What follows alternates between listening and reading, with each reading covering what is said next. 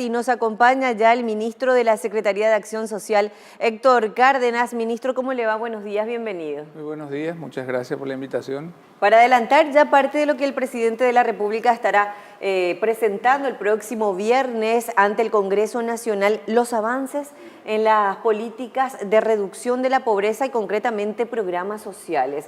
Este año hablamos de Tecopona, una ampliación, y también de Tenondera, pero existen otros programas que ya también vienen adhiriéndose, como por ejemplo el de Xetapui. Exacto. Empiezo por Tecopona, Sí. que es el mayor programa actual que tiene el gobierno y es el mayor programa que tiene el país a las familias que están en situación de pobreza y pobreza extrema.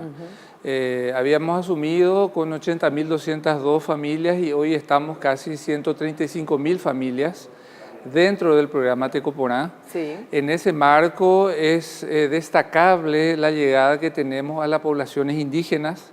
Pasamos de una cobertura del 3% en agosto de 2013 a más del 50% actualmente. 135.000 familias que hoy están dentro del programa. Casi 135.000 dentro del programa Tecopona. Cuando llegan a la institución, ¿con cuántos beneficiarios? 80.202 familias. Entonces, eso representa en porcentaje casi un 70% de aumento en 2 años, en casi 3 años. Entonces, es un aumento importante. Y otro tema destacable, como decía, el tema indígena, que suele estar mucho en el discurso, pero no suelen estar en los programas. Y la evidencia era que solamente 793 familias estaban dentro del programa Tecopona, sí. Y hoy estamos llegando a casi 15.000 familias. O sea, de 1.000 o aproximadamente casi 1.000 familias pasaron a 15.000. A casi 15.000 familias. Comunidades indígenas. Familias. En cuanto a comunidades, si hacemos el ejercicio con comunidades, estamos llegando al 58% de cobertura. ¿Cuál era el problema? ¿Por qué no se llegaba a estas comunidades nativas? Bueno, generalmente porque están aisladas, están en comunidades muy lejanas, el abordaje no siempre es fácil. Muchas veces no se cumplían, inclusive con convenios internacionales que el país ha ratificado, de la consulta previa, libre e informada.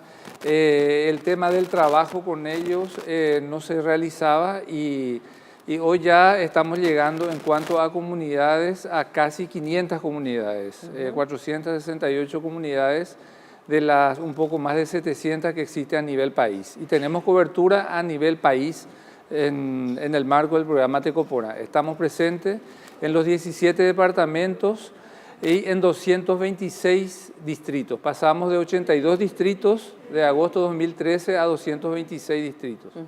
Ministro, ¿cómo trabajan para que estas comunidades nativas especialmente puedan canalizar de manera positiva todos los recursos que van recibiendo y que eso realmente redunde finalmente en una prosperidad de la familia?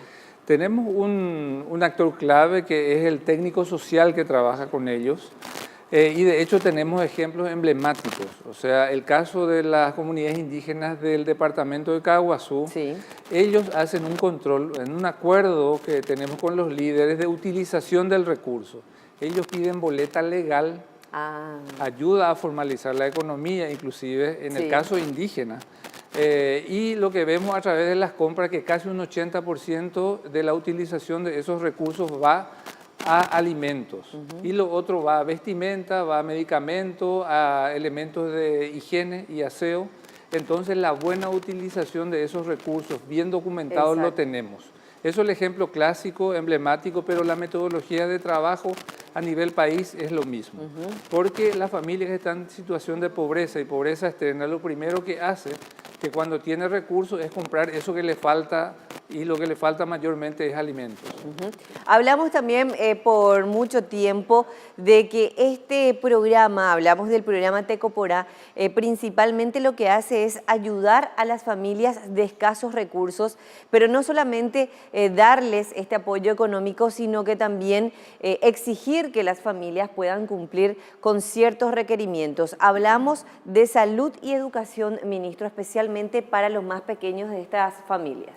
Asimismo. Lo que se denomina la transferencia, la corresponsabilidad. Exacto. Mira, estoy compartiendo y es primicia porque me entregaron ayer una evaluación de impacto, un estudio internacional que se hizo sobre el programa Tecopona, financiado por el Banco Interamericano de Desarrollo. Y lo que efectivamente demuestra esta evaluación internacional es el impacto positivo del programa en la cantidad de controles prenatales que se hace, porque es corresponsabilidad, un 25% de diferencia del grupo no tratado de aquellas personas que están dentro de Tecopona. Y el efecto de esos controles es disminución de la mortalidad materna y disminución de la mortalidad infantil. Bueno, estamos hablando de un impacto trascendente. Hablamos de que más personas de esta forma entonces están accediendo por un lado al servicio de salud y evitando muertes. Exacto, y también tiene efectos del otro aspecto que hablabas en cuanto a la mayor tasa de matriculación, tiene efectos en la permanencia del niño en la escuela e inclusive tiene efectos en la aprobación del niño en la escuela. Y esos son efectos demostrados, son estudios internacionales, es una evaluación de impacto. Entonces estamos contentos de que esa corresponsabilidad con la familia se esté cumpliendo, porque efectivamente es eso el valor más importante que tiene Tecopona. Por supuesto que la transferencia es importante porque complementa un ingreso muy básico que tiene la familia, pero lo más importante es que tengan más años de estudio, que estén mejor nutridos, que estén más sanos. Ese es el gran aporte que tiene Tecopona y lo que contribuye al corte de ese círculo intergeneracional de la pobreza. Fundamental. Ahora, ¿cuántas familias ya ingresaron a Tenondera, que es el programa que viene después de Tecopona? Exacto. El programa Tenondera están con más de 7.000 familias en proceso de salida permanente de pobreza. ¿Por qué digo de proceso permanente? Porque Tenondera lo que hace es brindar capacidades a esas familias que están en la última etapa del programa Tecopona, para que esas familias generen sus propios ingresos. Entonces, es la complementación necesaria después de un tiempo dentro de Tecopona protegido, trabajando elementos básicos de salud, educación, algunos elementos de higiene y capacitaciones básicas. Ahora emprenden un negocio propio, por decirlo de alguna forma. Entonces, podemos decir de que más de 7.000 familias están en un proceso de salida permanente ya de la situación de pobreza, porque ellas mismas generan sus ingresos. Ahora, ¿cuáles son los rubros que son más explorados también para estas familias? La agricultura familiar, las pequeñas y medianas empresas que van conformándose también en torno a lo que es este programa. Sí, es un proceso básicamente de constatar la nueva ruralidad que existe. Porque a veces nosotros pensamos de que todas las personas que están en el campo se dedican a temas agrícolas y pecuarios. Y lo que estamos encontrando que más del 30%, inclusive casi el 40%, incorporan otras formas de generar ingresos que son los servicios. Por decir, el tema de reparación de motocicletas, el tema de celulares, el tema de venta de un servicio. Y Tenondera tiene esa flexibilidad. Aquellas personas que eligen emprender un negocio agrícola o pecuario, por supuesto que le ayudamos. Nosotros le preguntamos y hacemos un análisis básico de la factibilidad de ese emprendimiento. Pero aquellas personas que nos plantean otros emprendimientos de negocio, hacemos el análisis y también acompañamos. Y lo que felizmente estamos viendo es que casi el 80% de los emprendimientos están resultando. Entonces, esa nueva ruralidad que se hablaba ya hace 15 años, con Tenondera estamos constatando de que no solamente es agrícola y pecuario lo que se produce en lo rural, sino también se producen servicios, como los temas que ya había mencionado. Ahora, ministro, con relación a lo que tiene que ver también con el impacto en términos a largo plazo, a partir de ahora con Tenondera, Tecopona, y también hay otro programa fundamental, el de la vivienda digna. ¿Cómo van avanzando también en torno a las metas del 2018? Sí, el tema de las viviendas es importante aclarar que la Secretaría asume el rol de uno de los componentes, que es el tema del lote. La Senavitat es la que construye la vivienda y por supuesto que tenemos convenios de colaboración con Senavitat, y la mayoría de las viviendas, específicamente Setapuí, se construyeron en los asentamientos de la Secretaría de Acción Social, que hoy ya son barrios.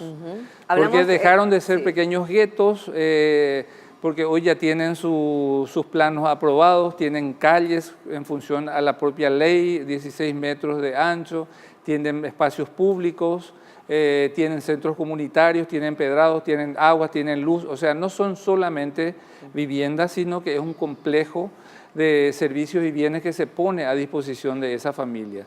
Y con relación a ese programa, dentro de la Secretaría de Acción Social se llama TECOJA, que es el programa de regularización de asentamientos que tenemos. Y de una cantidad de familias que eran casi 12.000, hoy estamos con 21.350 familias que firmaron, que son dueños de sus terrenos, porque seguían siendo ocupantes de tierras públicas, pero no eran dueños de sus terrenos. Pasamos por un proceso de regularización que implica desde la aprobación de los planos por parte del municipio, nosotros tenemos que hacer los trámites en registros públicos, también en catastro, porque cada lote tiene que tener un número.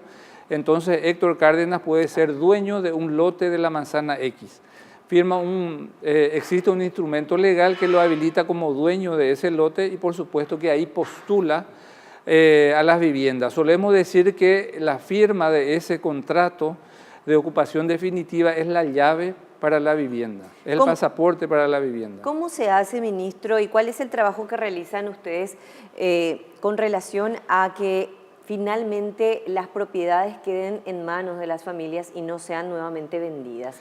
¿Cuál es la cláusula y el acompañamiento que hace, por ejemplo, la SAS en este sentido? Mira, la cláusula está en el propio contrato, no lo pueden vender por 10 años y tenemos varios casos, podemos decir, judicializados, porque inclusive encontramos algunos casos donde algunos escribanos hacían un contrato privado y eso es imposible.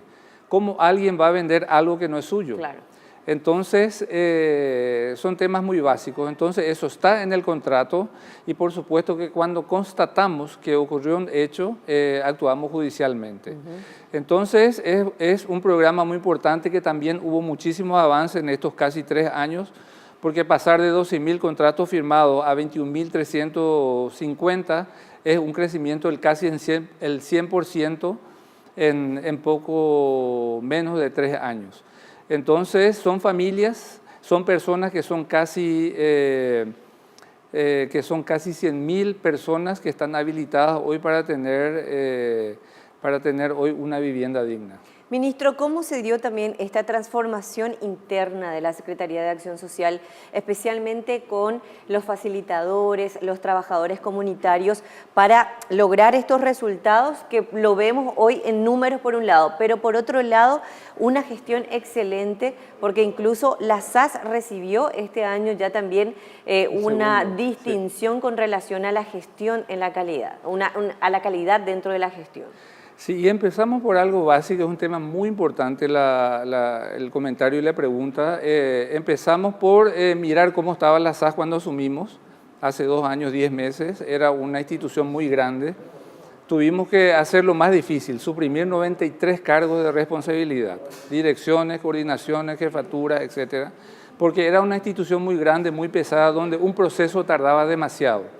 Y por la naturaleza de la institución y con la gente con quien trabaja, eran necesarias acciones más rápidas. Entonces tuvimos que hacer lo que básicamente hace cualquier persona, cualquier institución de empresa. En este caso, como institución pública, teníamos que tener mucha claridad hacia dónde íbamos. Hicimos un plan estratégico institucional y dentro de ese plan se definieron ejes y líneas prioritarias. Y en ese marco es que empezamos a tomar programas. El más emblemático sigue siendo el programa Tecoporá, y en el 2014, hace 2 años, ya conseguimos nuestra primera certificación de calidad internacional bajo la normativa ISO 9001. Y este año conseguimos nuestra segunda certificación internacional para el programa Tenondera. Y para ese efecto había venido el vicepresidente de SGS Mundial, que tiene sede en Ginebra, a entregar el certificado al propio presidente de la República, porque veían que el país estaba entrando en un proceso de calidad en cuanto a programas sociales y estamos siendo ejemplos a nivel mundial, porque generalmente los procesos de calidad vienen más del sector privado solamente el 4.2% de la cartera total que tiene SGS a nivel mundial era del área pública, pero ese 4.2%, el 80% son del área económica, o sea, el Ministerio de Hacienda, Banco Central, etcétera. Y la particularidad que tenemos nosotros es que con el programa Tecoporá, es un programa enorme para ellos, es un ejemplo por la cobertura que tiene, porque el otro país que tiene un programa social certificado es Perú, pero con una población de 7.000 personas dentro de un programa de becas que ellos certificaron. Un programa de becas. Nosotros programa estamos de becas. hablando de un programa de lucha contra la pobreza de más de 130.000 familias, casi 135.000 familias. Ministro, por último, lo que hace falta ajustar también en términos de resultados dentro de la SAS. ¿Hacia dónde se va a ir apostando esta política durante este año? Ampliar la cobertura con calidad. Este año tenemos el objetivo de, si podemos pasar la cobertura de 140.000 familias dentro del programa Tecoporá, lo vamos a hacer. El objetivo es 140.000. Sí. Ampliar la cobertura del programa Tenondera, porque es la forma sostenible de que estas familias permanezcan fuera de la pobreza en forma autosuficiente. Seguir depurando programas que en su momento fueron emblemáticos, no por la calidad, el tema de pescadores, que pasamos de una reducción de 27.000 a 5.613. Ustedes se darán cuenta cómo se malgastaba recursos públicos que son de todos. Queremos llegar a ese pescador real y aumentar el acompañamiento del Estado para ellos. Por supuesto que también seguir aumentando en comunidades que siempre están en los discursos pero no están en los programas. Vamos a seguir aumentando la cobertura en comunidades indígenas. Ahora estoy viniendo de Itacurubí, donde estuve muy temprano.